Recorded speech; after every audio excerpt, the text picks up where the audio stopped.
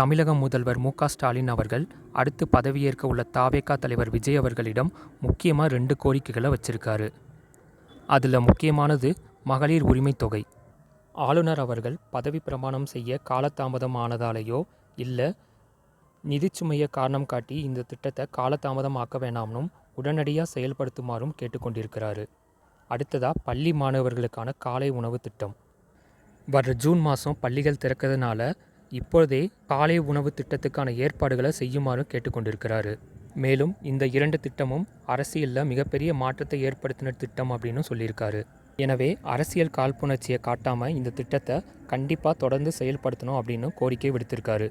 எனவே த.வே.க தலைவர் விஜய் அவர்கள் இந்த கோரிக்கையை ஏற்பாரா இல்லை அவர் தேர்தல் அறிக்கையில் சொன்னபடி அவருடைய நலத்திட்டங்களை செயல்படுத்துவாரா அப்படிங்கிறது தெரியலை.